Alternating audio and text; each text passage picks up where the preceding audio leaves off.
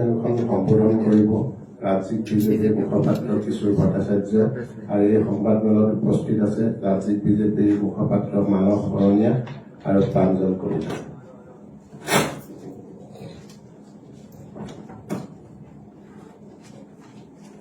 ধন্যবাদ অমল পাটোৱাৰী ডাঙৰীয়া। মই সকলো সাংবাদিক বন্ধুকে নমস্কাৰ জনাইছোঁ। ইতিমধ্যে আমাৰ অসমত নিৰ্বাচনী প্ৰক্ৰিয়া আৰম্ভ হৈ গৈছে। অহাকালি মনোনয়ন পত্ৰ দাখিলৰ শেষ দিন। গতিকে যিসকল প্ৰাৰ্থীয়ে এতিয়াও মনোনয়ন দিয়া নাই তেখেতসকলে অহাকালিৰ ভিতৰত মনোনয়ন পত্ৰ দাখিল কৰিব। এতিয়া প্ৰশ্ন এটা হৈছে যে এই নিৰ্বাচনৰ বিষয় কি হ'ব। বহুতে বিভিন্ন কথা বতৰা কোৱা আৰম্ভ কৰিছে, কিন্তু আমাৰ দলৰ নিজস্ব যি আমাৰ অনুসন্ধান, ৰাইজৰ যি অনুভৱ, আমি দলীয়ভাৱে যিখিনি গম পাইছোঁ, এই নিৰ্বাচন হ'ব মূলতঃ বংগমূলীয় মুছলমানৰ নীৰৱ আগ্ৰাসনৰ বিপৰীতে খিলঞ্জীয়াৰ প্ৰভুত্ব অক্ষুণ্ণ ৰখাৰ অংগীকাৰ। অৰ্থাৎ এইটো নিৰ্বাচনত অসমৰ খিলঞ্জীয়া লোকে পুনৰ বিজেপি নেতৃত্বাধীন NDA ক্ষমতালৈ আনিব। তাৰ কাৰণ হ'ল স্বাধীনোত্তৰ কালত গোপীনাথ বৰদলৈ, বিষ্ণুৰাম মেধি, আনকি বিমলা প্ৰসাদ চলিহা, এই তিনিগৰাকীৰ সময়লৈকে অসমত কংগ্ৰেছ দলে অসমীয়া জাতীয়তাবাদী ধাৰাটোক ধৰি ৰাখিবলৈ চেষ্টা কৰিছিল। কিন্তু তাৰ পৰৱৰ্তী সময়ত কংগ্ৰেছ দল মূলতঃ সন্দেহজনক আৰু বংগমূলীয় মুছলমান ভোটাৰৰ নিৰ্ভৰশীল হৈ পৰিল। ফলত অসমীয়া জাতীয়তাবাদী ধাৰাটোৱে অন্য ৰূপ ল'লে আৰু এটা পৰ্যায়ত 1979 চনত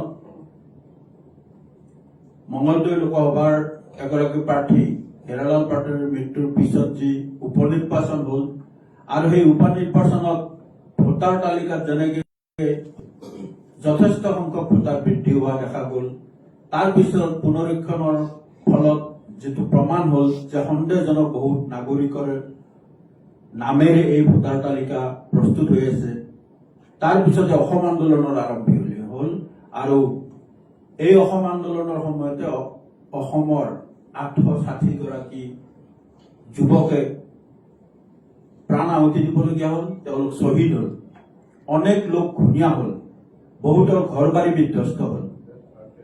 1985 চনত এখন চুক্তিৰ যোগেদি এই আন্দোলনৰ পৰিসমাপ্তি ঘটিল যদিও অসমৰ ওপৰত যি নীৰৱ আগ্ৰাসন সেয়া কিন্তু অব্যাহত থাকিল। কাৰণ পৰৱৰ্তী ঘটনা প্ৰবাহ আছিল এনেকুৱা অসমত যে দিল্লীত কংগ্ৰেছ চৰকাৰ 1991 পৰা 1996 অসমত কংগ্ৰেছ চৰকাৰ, তাৰপিছত আকৌ 2001 চনৰ পৰা 2015 চনলৈকে অসমত কংগ্ৰেছ চৰকাৰ, মাজত দুটা কাৰ্যকালৰ কাৰণে যদিও অগপ চৰকাৰ আছিল, কিন্তু দিল্লীত কংগ্ৰেছ চৰকাৰ থকাৰ পৰিপ্ৰেক্ষিতত তেখেতসকলেও বিশেষ অসম চুক্তি ৰূপায়ণৰ কাৰণেই হওক বা এই নীৰৱ আগ্ৰাসনক প্ৰতিহত কৰিবলৈ বিশেষভাৱে সক্ষম নহল।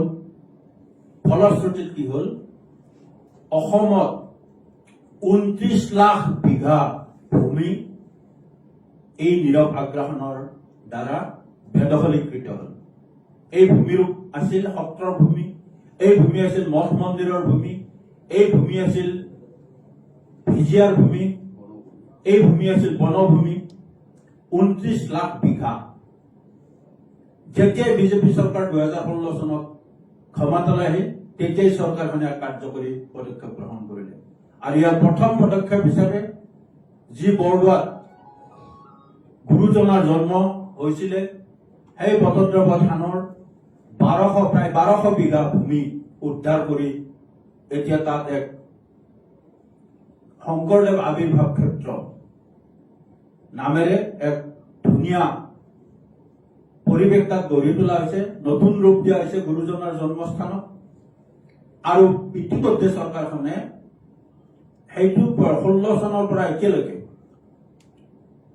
2026 চনলৈকে প্ৰায় 1,63,000 বিঘা ভূমি বেদখল মুক্ত কৰিছে। এইবাৰ NDA চৰকাৰ ক্ষমতালৈ আহিলে পুনৰ 5 লাখ বিঘা ভূমি বেদখল কৰাৰ লক্ষ্য বান্ধি লৈছে। গতিকে বিভিন্নজনে যি ইছ্যুৱে নুলিয়াওক কিয় আমি দৃঢ় বিশ্বাসী, বিজেপি দল দৃঢ় বিশ্বাসী যে অসমৰ খিলঞ্জীয়া মানুহে নিজৰ প্ৰভুত্ব ৰক্ষাৰ এই সংগ্ৰামত বিজেপি নেতৃত্বাধীন NDA-কেই পুনৰবাৰ ক্ষমতালৈ আনিব।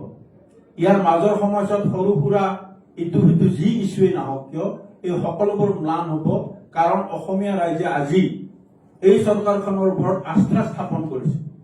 এই চৰকাৰখনে অসমৰ কেৱল বেদখলীকৃত ভূমি উদ্ধাৰ কৰাই নহয়, অসমীয়া ভাষাক ধ্ৰুপদী ভাষাৰ মৰ্যাদা দিয়াই নহয়, এই চৰকাৰখনে নিবনুৱা ক'তো অনিয়ম নকৰাকৈ ঘোষ নিদিয়াকৈ নিবনুৱাই চাকৰি পাবলৈ সক্ষম হৈছে। এখন চৰকাৰৰ দিনত উন্নয়নৰ বিভিন্ন প্ৰকল্প হৈছে।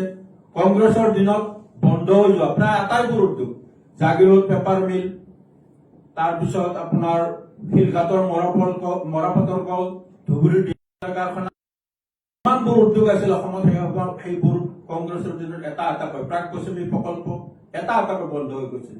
তাৰ বিপৰীতে এইখন চৰকাৰ ক্ষমতালৈ অহাৰ পিছত অসমত নতুন নতুন উদ্যোগৰ সম্প্ৰসাৰণ হৈছে, নতুন নতুন উদ্যোগ প্ৰতিষ্ঠা হৈছে। সেইকাৰণে আমি দৃঢ় বিশ্বাসী অসমৰ খিলঞ্জীয়া ৰাইজে কোনো কাৰণত ভুল নকৰে।